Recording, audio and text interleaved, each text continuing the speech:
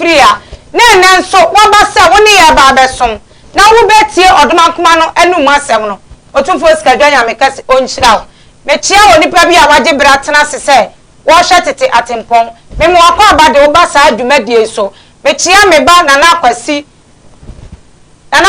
otumfo sikadwa nya mekase onhyira wo efe hye ne so na kai hu se dwumadie ya wo hye wo be hu ye live e wo TikTok sikadwa nya mekase TV wo be hu ye live e wo YouTube sorry wo be hu ye live e wo YouTube sikadwa nya mekase TV efe nso onipa bi opese oso yasene awo dwumadie mu ye time ni so sa opese oso yasene a wo betimi afa momo lai 0553011926 0553011926 na sa opese ye bo wadwaton de nso ho da roma wa ye wa ha number na nso nie 0553011926 wo betimi ama ya bo wadwaton de ho da ro enso de ama na hyene nso hunu se dwumadie no ne pompon so no edu aka na mienu pe na dwumadie ne pompon so na edu ho everlasting power palace ya hyehyɛ dwumadie nwanwaso bi a efiada otumfo sikadwa nyamekase ne domdom ya ne a ya bɛhyɛ se anopa no nwɔtwe na ya de akɔkɔ wie ewia donko saada no de misi fiada efiada ye jinam ukuada memenda ye jinam kwasiada ye jinam adwanda ye jinam ebnanda ye jinam ukuada ye jinam ya wada ne ya de akɔ wie ya nkwa na ya kyese sa dwumadie na da no tumi bia nya dwuma wo ba bia awo mi nyina eba ewo kumasi sokwa ban petuda eho na awo ma kasia enketo ne nyina ebe di dwuma wo ho enu ti sa da no wo nabi na wi wo firi mu dia ane na wala etimi ton safre wo nipa bia waje bra oha da ne so amane da ne so oyare na ni komu bu wo so de so ani komu bu no otumfo sikadwa nya meka se sa da no fa wade so nyina bra kumasi sokoba petuda e wona wodi fo sikadwa obutu na wodi ni dwuma meda wase se waye sutie na bra ne so a wodi amerika pa na wo so da no wo be bompaye ya bompaye na ya di mpaye na ya no mpaye na kwankyera su na nyame asam so ya adwuma na da ne de ebeji boa otumfo sikadwa nyame kase wonhyira ya papa wodi fo wa dwumadie ya to di se tete atempon edwumadie papa me mo akwa aba e de oba dwumadie so lady major so na what say ajagusu isra me enen so yeshia okay na ye topic no me pasa me kama matie fo ne menyansafo ne me badwemba fo a epa bibia sua no yako was my creator with my covenant. My covenant with the creator. Sorry, okay. My covenant with the creator. All right. Topic no. Enunti ene esa topic ina ya ba be deal with. Enti a covenant ana woni otumfo sikadwa nyamekase ewo. Meda wasi bebre meja adwumadie no ede amount. Yo lady me pacha me da se.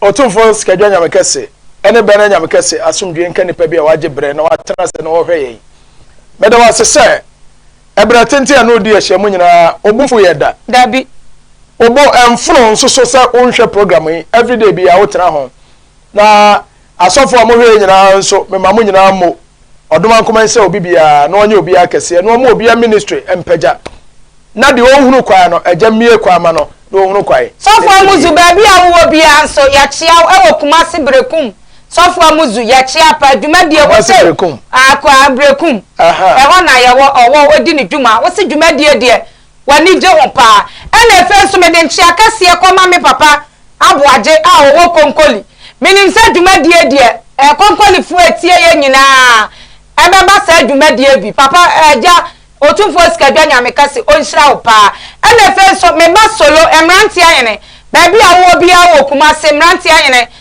otumfo sikadwa nyamekase onhyira me chia wo pa se wo wa ho fama wo de hwe dwumadie na wo di dwumadie achi eja nhyira my covenant with the creator papa yanko lady me pacha me da se lady ena me da se this topic we at all na enipa nti ase se odoma nkoma ansa na obefro no onfra wo kwa wow yes ono kwa apam ono kwa apam wow hwe se aban efo obi adwuma ya no mu tare TV a ya wo ade bi ya wo bono kurukuru atiatia te se mensan na kuta the president no de ahye nipa na wafa na adwuma no o de ama no what you say ya the Ghana flag na ye ho no de ahye nsem eno kire se wa ma na adwuma wow o ma na adwuma nye se o de hye na nsem won na wie o dabi a covenant a pam okay na eno na edi adanse ye se aban na ye dey afre no what you say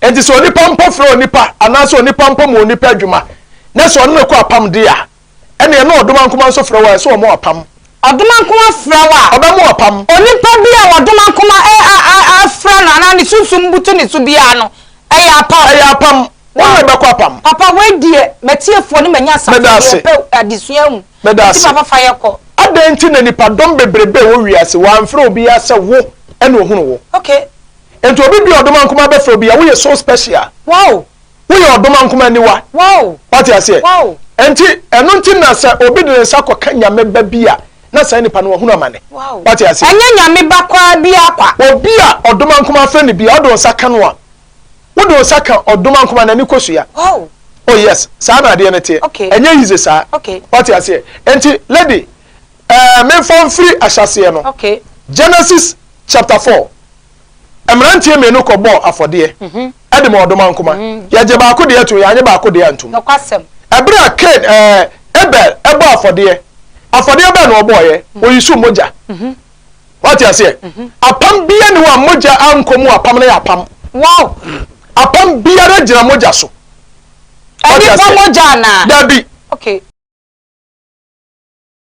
na wa go wayward dabi yankum nipa okay oduma nkoma onyi nipa ansa no ebibi dia ma obi what you say aye moja apam okay sa emuanom sa no yes abro no manom no odwan na ombe code no wo New Testament okay was say without the shedding of blood there will be no remission of sin okay. Samoja wiegu ama bonifefre nya dai aye code okay and what the Old Testament mu okay what you say enti area abra Abel etwa adwan amu odwan mo je agu asase ne so pe ya ninua Cain adren saka no odoma nkoma kasai what you say so was say Cain wunua ne wo hen na ni patri ni bi moja ayedai aso asase ne so enti emisa se Cain de no onye ni patri ne ana omu no nyina so na bo afode enti eje Abel de no because of say Abel ni moja ode moja so afom nti no obaye odoma nkoma na niwa abira asam to odoma nkoma kasai enye common sa yamrai yanhwa Genesis chapter 8 Noah abira ofi apamadaka no no Bible say ofa emua no mu adaka no no omu wotie no wode omu bo afode twetwa moja ema moja no so afom wow and according to Genesis chapter 8 verse 20 no odoma nkoma kasai was say Noah wunti mere mo asase dua bio wa na se onyankopon kra na asase no obo ne dua da bia na de na dua bo fre hwan wona di ka bo dua odoma nkoma bo dua che obi ya wow I'm telling you wow odoma nkoma odi agbo bo dua wow yes wono awabo na de wo dua obo dua sese yai because of the Cain here nti no adom ya asase no okay enti anya na asofo ebebo dua oh debi lady wow na we o mesi bibia ni asase so a aba e ma adawo wow ade bi aba asase so bi aba pan wow e wo ho ye betoi enti aka dua ba anya nipa ne bodua wow obi ncheke obi baka se de akwa kai wonim de okeka oduma nko ne bodua kane esi ni your own Bible nti se Bible ne boa meso me boa Genesis 8:20 was say Noah wunti mere mo asase dua bio adentra ebra Noah ade jato emua na okumye no emua no ahuhua no ewusie no focus no odoma nkoma ohua na ni age na ye ne de fragrance no ewusie no santene ko no odoma nkoma ni age wow ento ose Noah wunti mere mo asase dua bio papa enti emua moja na bo ponche na so odin se ya de na ba for me pa cho ya de aponche ba for de aponche so I'm telling you na so de nindi na de mama nkasamra obi eke na me yi de abetum wow hwe Noah ene odoma nkoma kwa apam na ya emua moja so wow Abraham ene odoma nkoma ba kwa apam na yo dwan ebere odoma nkuma ka che se fa baba ko wo ba no wo no nkokora berem ya Isaac fa no ko ba afode ma me wo se ba no what you say wo ka che se kum wo ba no ma me na odoma nkuma che ke ne se fra wo frɛ no nipa no very conscious na wo adwen bi so no odoma nkuma ba nante ana na se onyankopɔn frɛ wa odoma nkuma frɛ wa ɛyɛ se wa gyini ni nyina esi ni so wo nudi ya wow wa dwere wa kuma wonim de wa ho ode wo bibia e de ma ya se wo ni gidie kora wo mu a wo ya enye lady me catch us say asase ya tiswe asase no secret o wow asase we na okwa wow enti ya na me hunu nkrofo me ya sofo na ta wo kase egunu ko ho na wa ya hiri baba wo ha ho kwa wow yes I know what no so okay my baby Abraham okay what the can ne Abraham hwe okay o se fa ba no ye nkokora bre mu ba no fa no mame wow enti oduma ko wo frɛ wa wo di ka check wo ade wo ni je ho dia wo koma ya dai ewom ana odi ka do so hwe wow o se fa wo mame wo check wo so betimi di amano ana what you say na ni panti say between human being and the creator me pacho e give and take okay obi anu akodwa so wo kwa akopɛ bibi abafie na akɔ no wontua na akɔ ane apagya ade de amaw obi ton na de a wontimi nkoka nkyɛn sɛ ade no me kondo me hia entifo wa me abra wanye obibi give and take fa de me hia no yɛ dai enti de wo ton no hia sika ɛna nso de nso hia ɛyɛ ade na yɛ ton what you say enti so de wo ton no ma wa na nso de sika nso yɛ dai ɛnyɛ sika nti no obi diga sika nti na yɛ adwuma ɛna mfa so nti nso na yɛ adwuma what you say enti odoma nkuma frɛ wa wo frɛ abira obenya mfa so frɛ ho wow enti oni Abraham kwa apam Abraham twagwan ayedai ade ma no Abraham esiki bibi wose me pesika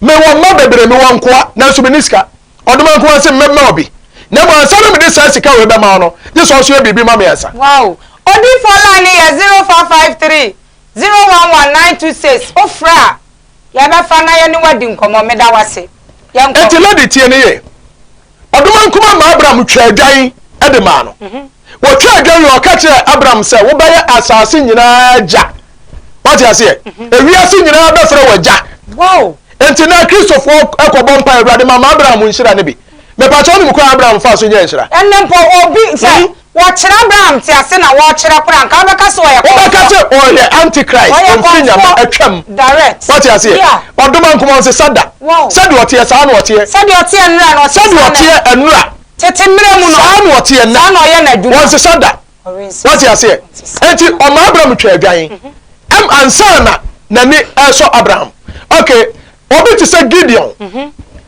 na media for akodi senseme ewo Philippi for anasa Philippians ensem every day bia media for anasa dabi Israel for akodi senseme ewo media for ensem na sa Israel for dua na media for abeto aso mo so no ma be say no and one day Gideon o shadoto bia say wo ye adwuma do we so bari ma bi gina nim tenten so wo hu ne da wo tenten brane okutapoma on nsem wow eno Gideon ka chen say adan eno si Gideon odoma nkuma na adan asoma me na me pesa me ka chen wo say for wo de kakra na wo no fakoje Israel man wow Gideon bi na no wo say na me kura me ya Benjamin asini abusuako ni nyina 12 tribes ni nyina mimi free abusua ketuam na me aka so kra me ya ketwa enti so odoma nkuma po obi amana kwa kokoje Israel me ni pa ketwa we me ni awode ma wode aka me mukura mposa enti na madwane abehye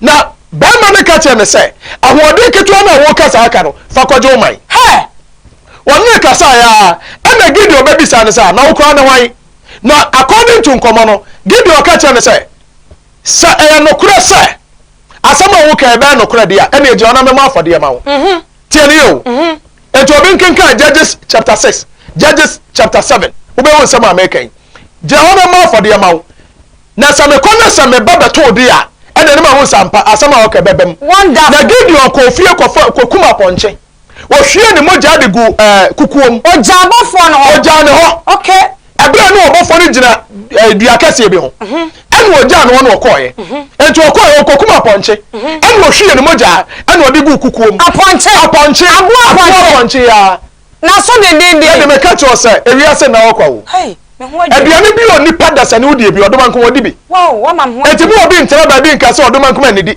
odomanko ma ne di aka so ne di lady say wo ye nipa me pa cho wo ba no wo ba me pa cho sabe wo wi wura odidi nya bia ne ode nya bia na wo ba no wodi nti sa na kasa wo ka nya bia na ba ne ka ya enti odomanko ma wo bo nipa woni so ba ne nse so wow enti gidi oba ye no ene wo ka che nse when afode amaye dai mabo mama wo enti me pa cho je na obo fo me ka che nse fa nam na wukum ye no fa nam no fa gu abuo yi so na hwe moja na ye dai egu asase no so mame wow tie ni ye se moja na nka asase no a boni fefere ma se moja na nka asase no a apam nya adwuma enti o ye ne sa no obofo ne trip ma na wo ne se wode eka enam no na bible si jatom na obofo ne fa rusie ne mu ya dai ekoso ho na Gideon ka se ampani ampara afani mahu awurade animu ni animu wow tie ni ye ya apam wow what you say ansi boso egu a ema soro ne mfo na emu ase na nya dai mfo eya dia ne woni nyankopon de ko apam eya aponche moja tumi bia wodi odie wow fine ya free Gideon ho oduma ko afa Moses no was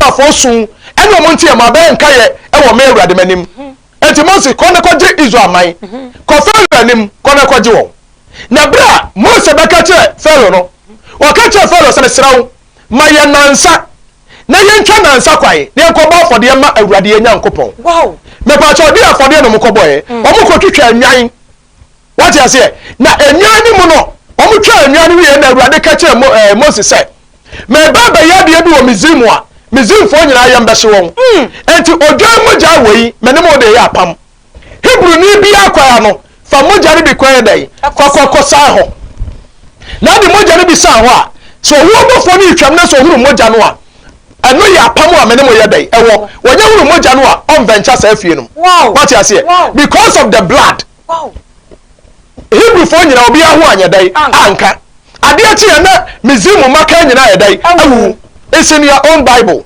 sa Bible bo ameboa okay wo yusu sa de wei ewie ye no lady anim wo gira so no de ye dai ekoje Israel odifo bi oba asase su bi odomankoma na she da frɛ ne bia enyi ono akasa na frɛ no bia lady me pa cho se moja anya adwuma wo boa ase moja so fom wow ento na ekotera Bible school makọ Bible school woko Bible school wuye no ye sure so for de ba de na ye papa e bishop for no kra no ye se o mo bishop na e ya apostle for no ye say e be sure apostle and me break we de ache nipa ye sure apostle kwa wo and na apostleship ye to ento wo bi an members ye 3 o se me ya apostle what you say wo twe for bo wo huru hwe na ni huna de na so nte asem enso na ta o kase egunu ko ntare akase in the name tia so ntare ayuroko na shane kakraka na ta ugunu ko ne mpabo na no ye sei what you say as a prekwa no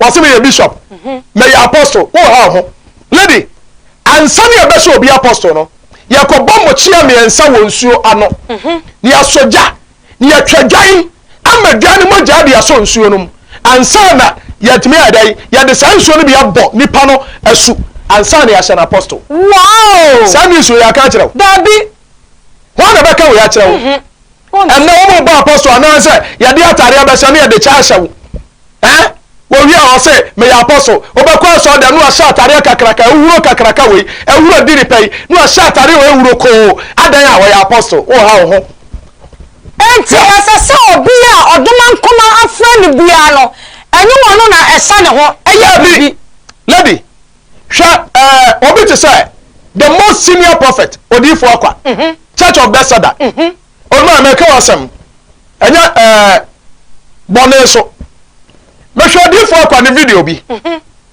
o kan say abra odifo nkansa ewu ye no sabra papa ntia se no ono odifo akwa na osom papa no na odifo akwa na oye business e wo Kwame Nkrumah circle what you say enti ofiri circle na odi dwa the open odifo nkansa pe bia na ode kokoma no yes I osom ofiri na so ebra papa ni ebe wo papa ni ka che se akwa se me wu a wo na eso wo ya maye sie me wonderful enti bra papa ne wu ya wo ya na ye ni nyina wie papa so oda ho oso da ye wo hwe wiem se na munkumasi wo dwan white kakraka pa e wo wiem enti wo dwan ne se ya de ote ye ne se wa ntehwe enti na ne ya mo se no ote na ne ya mo se no ote na ne no wo sa da bio na de na sa da bio enti ade ne sa ba ye no ade ote ye na ai tono so wo se no adamfo ba ko pe ano wo jira ne fiye ni mu na wo se na adamfo no betwam na wo de to nanim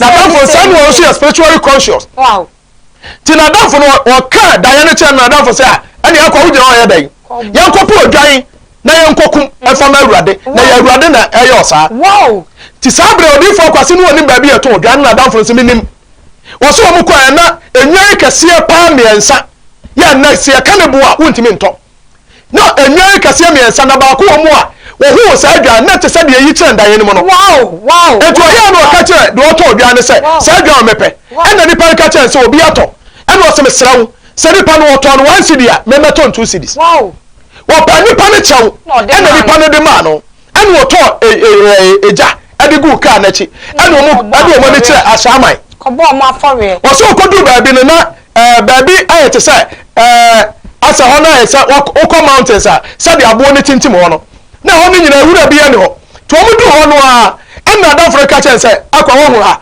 ya ma ne nkwa odom anko afra wo a ma obi a wonti ne ma se a wo yi obi e ma ne interpret bibi ya dai e de kire papa ya ne ache apa odi fo kwa se wo mu ko kuaja e no mu pa aja tom enti o twa abo ne sei Church of Bethesda, so for the most prophet Odifo Akwa. I'm telling you. And was so much more Ghanaian, no Ghanaian day at 2 Janoso.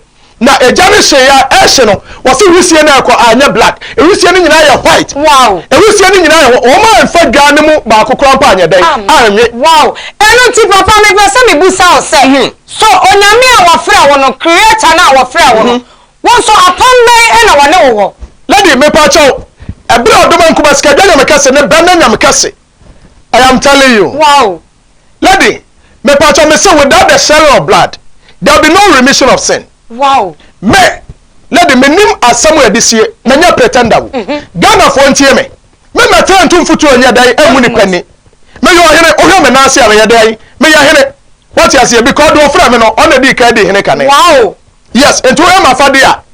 Me ya hene. Wow. Da bia me na bia me tasha hene mapa. What you say? Wow. Creator be fra me no. Waka bibia de kire me. Wow. Ansa na mahu na nim onyam no. Sa moja nso fo mo anya adwuma. Let me try adwan. Wow. What you say? Wow. Me ka no kura kire wo. Hwe osofo wo tie me. Me ka to se sofo de ne ne kwawo. Sofo de anya ro. Me bi yesunsum nipa. Wow. Me twa adwan ma adwan moja ya dai. Esofom. Hono odoma nkoma ka kire me. Obi say me say die be na me pese odeme ye. Apam na ye kono. Hwe odoma nkoma on seti nipa onye autocratic o. Obi say me. Sa na pese okono. Na me say aja me srawo. Dia baye na nipa benya solution to their lives. Dia baye na nipa benya nkwaje.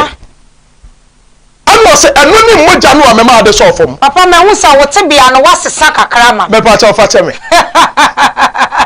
Your secret is your power. Me hu sa sesa ba mu. Your secret is your power. Wow. Wow. We are secret secret. We are secret keys. Wow. Enu ti yan ko mi re. Enti dia woman say. Me no odom nkoma kwa apam na me ka che so mai. Ni abrewa. Sa me ka abrewa e ya asase wura. Wow. Enti me ya na menta mu wonde me ka on mai eni abrewa. What you say? Wow. Na me ka che won say. Me mpese emoja kwa me suro moja. No kwasem. First say akoko na mentimi nkoma akoko. No kwasem pa. What you say? Enti me ka che odom nkoma say. Me sere no. Mentimi nkunkum muwa emfa nya asori. Enti se no cross ono na afra me a. Onipa bi oba me nche bi a nya afa na me beka che se koto dwabra. Koto na ntwe koto aponche koto akoko bra. Enti me pese me kasa na ye dai na ye ho. Wow. Enu ti na wa ma kasama ni nye ho to me. Ase ni. Wow. So this is my covenant. Wow. Between me and my creator. Wow. Enu ti program mu. Obi a wo ba program Mamen cancer moy. Okay. Share a brand inti. Medase. Metras ya. Share a brand moja so from menu oduma kuma wapam. Enti menya afa no obi baba menchen ama ka cho se kotodwan. What you say? E ho no obi eso kire me se obi mfa nsapa mepia awurade anim. Wow. Na so obi biara oba awurade nchen se ogine die so oyeda yi. Na de ba de na ba mu ohunu sa na awurade abompu ne mpu. Eso okuta bibi won nsam. What you say? Enti o say obi bi oba afode am odoma nkoma bi odoma nkoma so tie ne mpaibo. Wow. Enti wo say mummu obo ahotifo ni nyina no mame. Wona no for the boss no me yedai. Enti na me ma so de menton ade no. Wow. Enti so obi pese ode ti be hye sunsum na se. Be hye creator na se a. Lady, me no aya for the boss. Nya so no me ka cho se kotodwan bra. Odi for line ni 0553011926. Odi for sikadwan line no ene me wadwiri me papa because satisfia yesua no nyansa wom badwema biara wo pa biribi asua bia na ehunu se ene topic yi nyansa wom na ya fa biribi so afram me da wase papa yenko enti lady oni pa bi oba menche bia nti ase se so pa meja mo ade a eso okuta onsem bibi baba afode sa afode bo nto fam a anya adwuma me no altar aso fam dodo se na okuta altars so fu bi otimi ye biribi ma na ye yiye bia se ne pa no boa enya ro enya bible asofo mo tie mi amafa bible wo be kwa koda twama wo pa koye 1000 days fasting so yo oduma kuma ni mo nya wo boa enya adwuma enya no kure je so ba for re na de me ka no kure che asofo no wo pa jam me nkwatra mountains wo pa kwatra mountains bra yamfa hufo matumi no mi no me nya no wontimi nya no de wow. What you say? Wow. Enti yamfa Bible ni sofo. Enya no kro mu boa.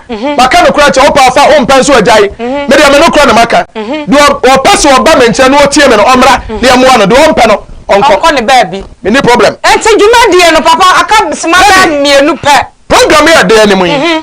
Ochira nko na twa ntamo. Eye fiada. Oni pa bia wo tie me biara. Hwe afi bia so renew covenant between you and your creator. Wow. I think you need to you need to do what? So no or before the day. And your pam. So renew a pam no renew. What you say? Papa now we cry Evan. Ghana card ya you sway. I feel we are yes I will renew. Licenses. Licenses 2 years be already renew. Ghana card ya hospital I feel yes 5 years but I feel do way insurance. I feel we are do crap. I feel we are no as higher day. I can renew. Yes, and to the boy ya no. As I say renew. Ya name covenant no apamno so renew every year be so renew. And na afi bia New Testament assembly no. Wa ya wo say afi bia ba for there. Afode obo de yedai. Wow. And your renewal of the covenant between you and your creator. Papa ebrana so entime pesa. Ya ma for there many pa no bi kwa. Wo ba for there bombe sunsum ni pa. Yo kuta sunsum. Wo de wa saba kwa to sunsum nanim. Na sunsum na butu sesa de akokọ ba ta butu ni maso. Na akoma anya ho kwai. Wow. Enti obi bi oba program e bi. Meto me nsa fra wo. Minia enokura ba akopɛ. Media me betra me se nokura enko na meka because miwura ya de nokura die pepaye ene me se ana wonu nam. Wo ye nkontompo ne ontime ne schedule me kese ne ba na nya me kese nante. Dabi wa ba hwere wo nkwa. Okay. Enti me wo ba menche ya nokura ene ye de adwuma. Okay. Enti efiada anopa 8 atu awia 1 program na start. Okay. Message ni fo mra me so hwe. Obi woni adanse da ena me to me safra. What you say? Wo ba e man nsapan ye renew a covenant. Enti me to me safra. Asori ba bia everlasting power palace ba bia. Make sure say wo ba dia wo ya mfoso ni pa setintina say na fabra. What you say? Enti me ma so dem. First kura na e ba for dia me ntudi. Do benya bia na dia be dai. Wo dia ba beto. Ya fe ne de akonya besi wo. Obi ntra so ya pa chairman ya pa wan. No, me ma for boy nyi chairman. What you say?